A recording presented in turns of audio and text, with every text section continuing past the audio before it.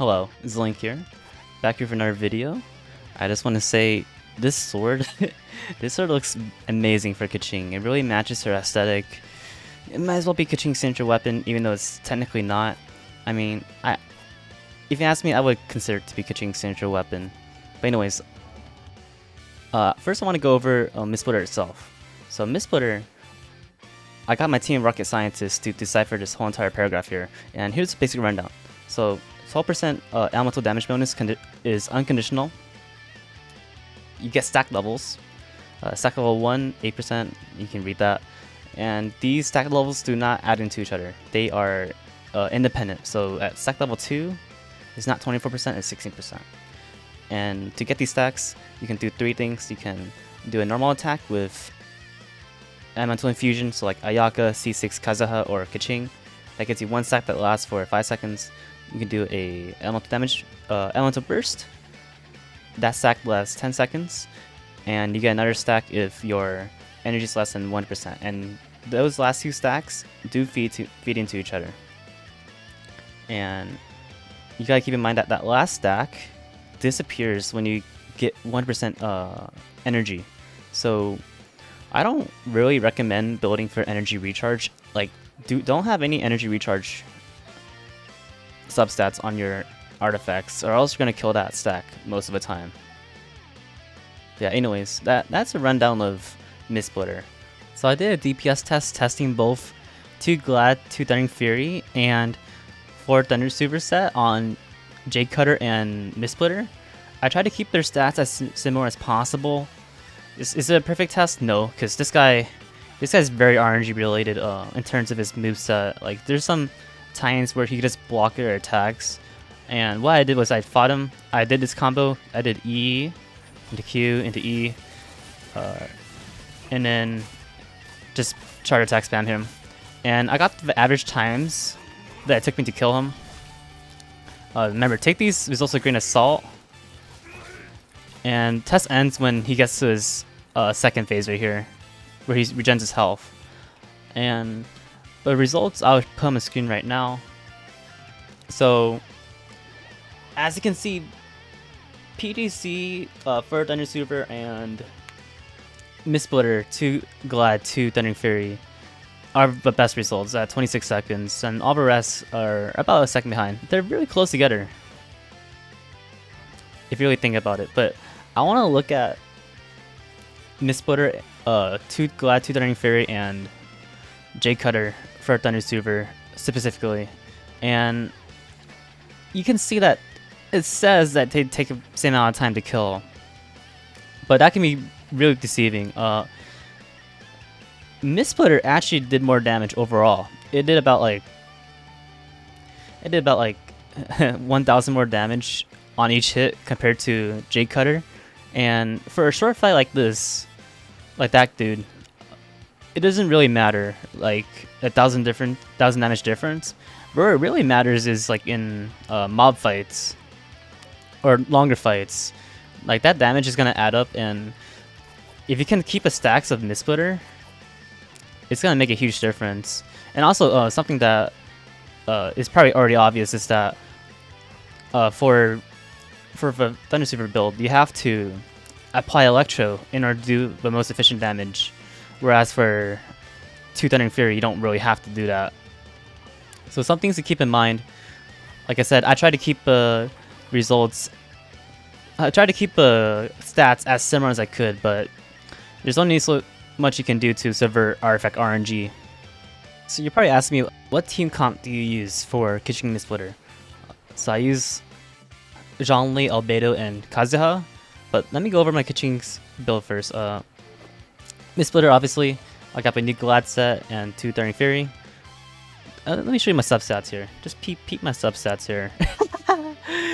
I got this insane amount of crit rate for sure, right? C2, 10, 10, 10, triple crowned. But let me go over my other characters. So Zhongli's here for his shield. His shield helps out Keqing with her stamina issues because she doesn't need to dodge attacks as much. Gives her that interrupt resistance, whatever you call it. And it also provides this extra buff right here where it lowers enemies resistance by 20% when you're close proximity to them.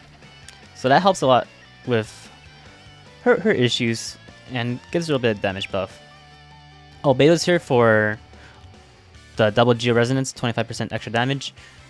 You can use him with Thundersoother. He does decent damage on his own, but mostly here for double Geo. And then Kazuha really carries this team, honestly. So you have 4 Viridescent, obviously, for the resistance down. And you want to build him for EM. Because if you didn't know, when you swirl an element, it gives your whole team a elemental damage bonus proportional to his EM stat for that element. So he gives Keqing like a lot of electro damage bonus. Like if you play your cards right, you can well, for me, I got like 135% electro damage bonus, which is insane. That's like a crazy amount. And the way I like to play this team is this. So you Zhongli shield, and you do wait for this guy to attack. E, Q, and then Keqing Q. And if you're fast enough, you can do E again like that. And look at the amount of damage that she does with this team. It's just an absurd amount of damage. I mispressed there. But yeah, she was doing like 35k combos. And I'm gonna take this team into Spiral Abyss to see, to let you guys know how it performs. Like in an actual situation. I already know how it performs. It performs really well. Like the team really carries Keqing. And what I'm gonna do is not take any offensive buffing Abyss cards, just like how I usually do in my other videos. And this one doesn't really affect too much. It doesn't affect our actual Keqing damage, so that's fine, right? But yeah, anyways, I'm gonna be taking the same exact team that I showed you guys. I'm put Zhongli first though, and that's our team comp. And our first team comp doesn't really matter. Just put whatever team carries you. That's that, and then yeah, we'll get started. All right, guys.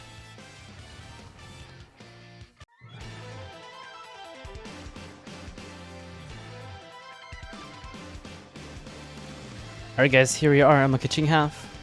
So I'm going to do that combo that I told you guys about, which is the Zhongli shield. I'm going to put down Albedo's thing.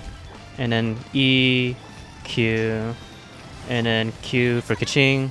And then press your E really fast. There you go, we got it. Alright, and this is just going to do like a lethal amount of damage. If you can keep up Elemental Infusion with Keqing.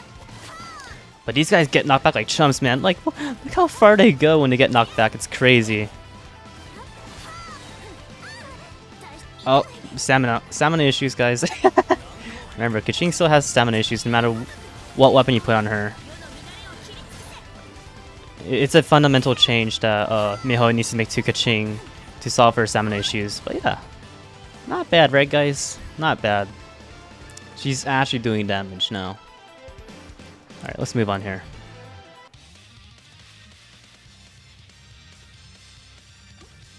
Alright, here we are on my Keqing side. We're gonna go up against the 2 bishop things that are really annoying to do. I'm gonna try freezing them. Oh, what the? Okay, nice.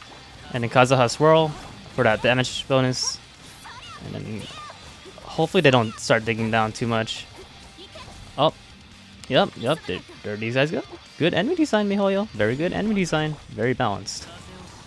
But that's okay. We can take care of them really faster with our Keqing's damage.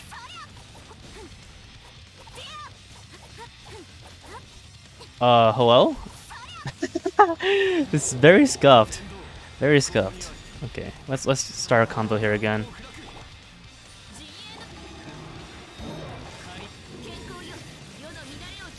Okay, I got the E in time. Now this is gonna do insane amount of damage. Well, for Keqing, insane. And we already got our ult back, which made us lose our stack. And I'm starting to feel the effects of losing that stack. But it should be fine here. Yeah, see? Nice and easy. Anyways, let's go on to chamber 3 here.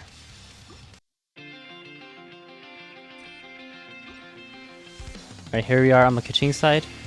Well, most annoying thing about this floor is the Cryo Mage. But Cryo Mage does a lot to you if you're not careful. Like, he will just keep on freezing you over and over, and I mess up my rotations. considerably actually. But we should be okay. Okay, we're getting very slow right now. Okay. We should be able to pop a fire guy shield here. Let's see. A beta for that little bit extra DPS. And yeah, we should be looking pretty good here. Kazuha things just ran out, but that's okay. Just freeze him in place. Do a little bit of this here. And then hopefully Keqing can continue putting some work. Don't move too much. Thank you. Okay, good RNG here. He's not moving too much. That's what you like to see. Yeah, against these guys with a shield, the Hydra guys in particular, Keqing doesn't do anything. For some reason Electro doesn't do that much against the shields. I'm not sure why. So it is a pain trying to kill these guys if you're not fast enough before their shield goes up. We should be fine here. Yeah, we have more than enough time. Famous last words though. Famous last words? No famous last words. Only completion. 9-star completion of 412 Abyss. No cards, that's what you like to see. So what are my thoughts on Mistsplitter? I like it a lot more than Jade Cutter, that's for sure. The gameplay feels a lot more interactive. When you're using Mistsplitter, you're working towards this goal of maintaining your stacks. And I like that kind of gameplay. I like that kind of gameplay where you build up to something and then there's actually payout. Jade Cutter is boring. If I can even say that, it's kind of boring compared to Mistsplitter. It's just built for HP. That's pretty much it for Jade Cutter. Like look at this pamphlet compared to Mistsplitter's encyclopedia. It's kind of funny to compare, but yeah, Mistsplitter's aesthetic is way better for Keqing, by the way. But I think there's some issues using Mistsplitter. Obviously, Keqing herself has issues, stamina, consumption issues. I don't know why they haven't addressed this yet. I guess they don't really care about Keqing. They don't really care about Keqing, but we do. Another issue is that she can't maintain 1% uptime on her Electro, like how Ayaka can. There's gonna be like a 1-second cooldown between each infusion, unless you do the ultimate combo where you do E into Q into E. That gives you 100% uptime for the next 2 cycles of her E. But that means when you're not having the Electro infusion, you're kind of losing out on DPS, like a little bit DPS. It's not a lot, but it's still something. You'll notice it when you play Keqing in general. But yeah, those are just my thoughts. Very good weapon for her. I think it might be her best weapon. Don't quote me on that, but in my opinion, I think that's her best weapon. But yeah, let me know what you guys thought, and then out skis. Peace.